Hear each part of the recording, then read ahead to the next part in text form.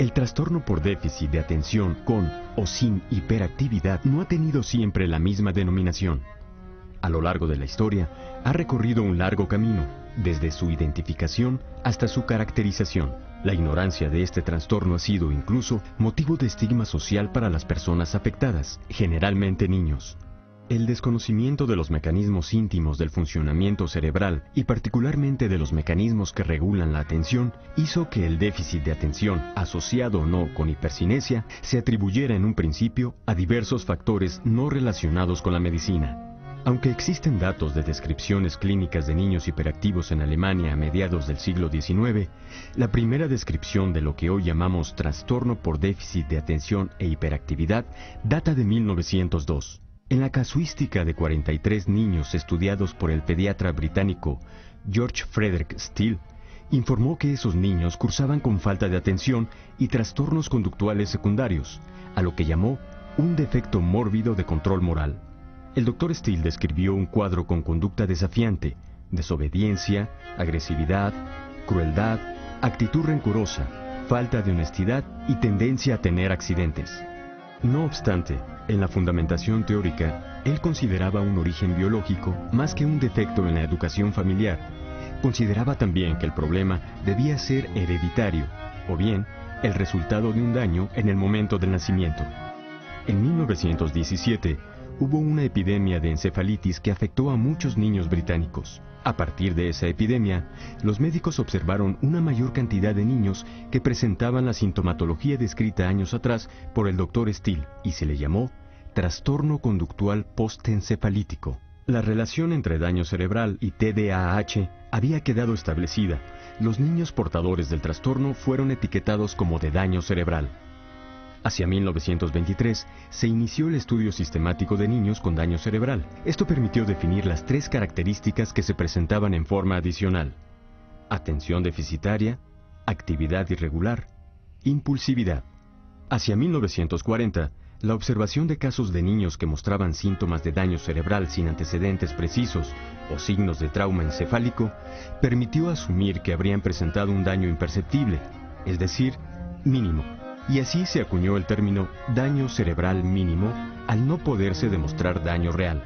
Por otro lado, al evolucionar el estudio del cerebro, adquirieron mayor relevancia los aspectos funcionales, y así, el trastorno pasó a ser llamado disfunción cerebral mínima, como se consigna en el DSM-2 de 1968, término que persistió hasta los años 80 del pasado siglo, fecha en que el TDAH adquirió categoría oficial de trastorno en los criterios del Instituto Nacional de Salud Mental de los Estados Unidos de Norteamérica. Los enfoques variaron, y los aspectos conductuales se tomaron más en consideración. La actividad motriz se ubicó como manifestación central, y se utilizaron términos como hipercinesia o hiperactividad. En el DSM-3 de 1980 ya se hablaba de TDAH. La necesidad de establecer esquemas de manejo más allá de modificaciones conductuales u orientaciones familiares resultaba un imperativo, y fue hasta 1937 en que Charles Bradley, pediatra estadounidense, descubrió por azar el llamado efecto paradójico de la benzedrina, que administró a niños con agitación que habían sido afectados por meningitis. A partir de entonces, se abrió el capítulo de la terapéutica con psicoestimulantes, y se supo que la administración de sedantes exacerbaba la hiperactividad. El más conocido y el más utilizado en la actualidad es el metilfenidato. La síntesis de esta sustancia fue realizada por el Dr. Leon Panisson en Basilea en 1944.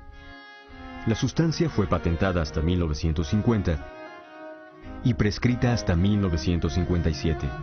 Uno de los aspectos de mayor interés del metilfenidato es que no es una anfetamina, sino un derivado de la piperidina que se une a los sitios de recaptación de norepinefrina, incrementa los niveles de dopamina extracelular en el cuerpo estriado y estimula la actividad locomotriz.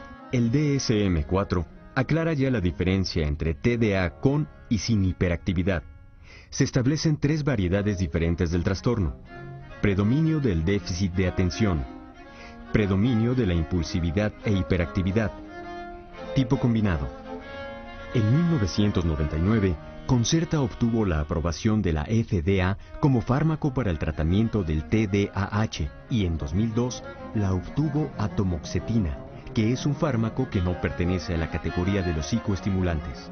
Con los avances logrados en el diagnóstico y tratamiento del TDAH, aún quedan retos por enfrentar, como es el caso de los padecimientos y trastornos que se presentan en comorbilidad. Pero uno de los principales retos es la educación al público, a docentes y al personal a cargo de niños en edad escolar. El conocimiento del trastorno y su manejo debe llegar a la sociedad. Es necesario detectar y atender a la población de adultos que presentan el trastorno. Un adelanto terapéutico relevante es la disponibilidad de formas de administración de metilfenidato que permite diseñar esquemas terapéuticos más racionales. El advenimiento del sistema osmótico de liberación oral controlada, llamado Oros de MFD Concerta, permite su administración una vez al día, lo cual favorece el cumplimiento del tratamiento. El TDAH es un problema que pone a prueba la capacidad de colaboración de los involucrados: paciente, familia, personal escolar, equipo de atención a la salud y muy destacadamente del médico, que debe coordinar los esfuerzos encaminados a mejorar la funcionalidad del paciente. La investigación se está orientando a una mejor identificación de los procesos cognitivos, de los mecanismos de control de los impulsos y del fenómeno de la atención en particular. Sus resultados se traducirán en mejores posibilidades de prevención y de estrategias oportunas de intervención terapéutica dirigidas a la identificación y a la posible prevención de factores de riesgo.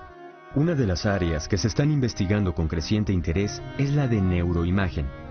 Las correlaciones entre hallazgos de imagen y actividad cerebral aportarán nuevos conocimientos en este importante aspecto de la práctica clínica.